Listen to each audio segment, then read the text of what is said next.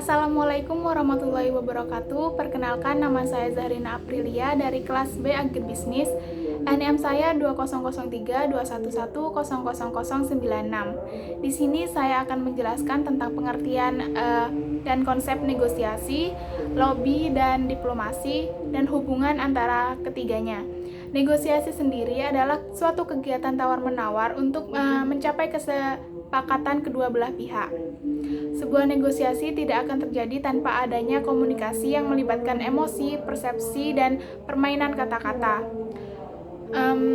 Negosiasi antar perusahaan, antar kelompok, dan antar individu umumnya terjadi karena salah satu pihak mempunyai sesuatu yang diinginkan pihak lain, dan pihak lain bersedia untuk melakukan tawar-menawar untuk mendapatkannya. Dalam lingkungan bisnis terdapat juga proses negosiasi seperti menjalin kerjasama dengan calon mitra usaha.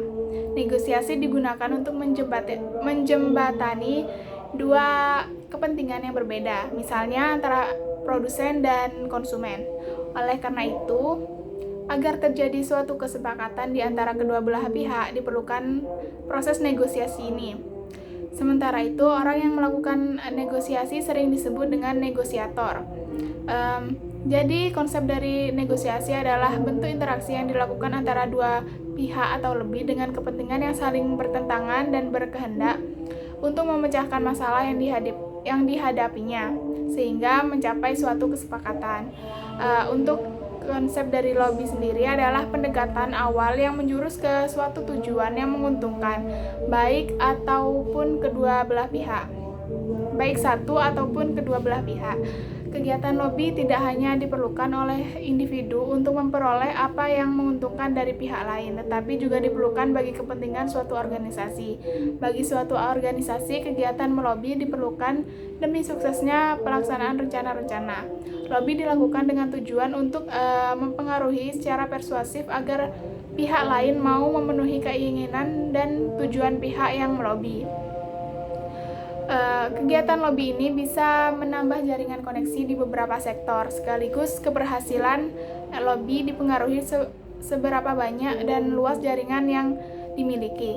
Sedangkan untuk diplomasi, pada hakikatnya merupakan negosiasi yang dilakukan oleh suatu negara terhadap negara lainnya. Diplomasi dapat menjadi alat atau sarana bagi suatu negara untuk menempatkan kepentingannya saat berinteraksi dengan negara-negara lain yang juga mempunyai kepentingan berbeda.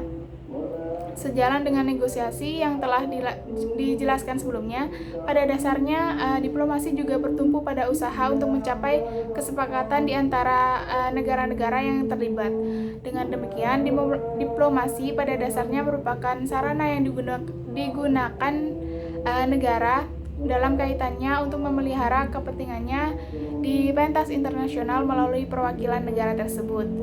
Karena itu, diplomasi merupakan bagian penting dalam hubungan internasional. Selanjutnya, hubungan antara lobby, diplomasi, dan negosiasi erat kaitannya dengan ilmu komunikasi. Secara umum, yang bertujuan mempengaruhi, menarik perhatian, menarik simpati, menimbulkan empati, menyampaikan informasi dari atau ke individu, kelompok, organisasi, perusahaan, lembaga negara, atau bahkan negara. Selain itu, dalam konteks komunikasi, hal ini juga tidak lepas dari realitas di mana setiap orang membutuhkan informasi. Keberhasilan lobby, negosiasi, dan diplomasi ini tidak lepas dari proses komunikasi yang baik.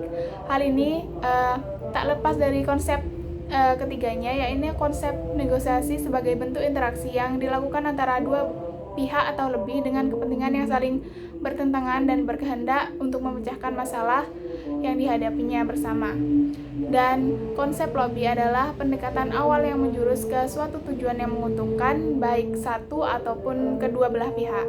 Serta konsep diplomasi merupakan suatu alat yang membawa kepentingan negara dalam level tertentu. Dari diplomasi tersebut, sebuah negara akan menghasilkan keputusan kerjasama antar negara untuk menjelaskan konflik yang terjadi.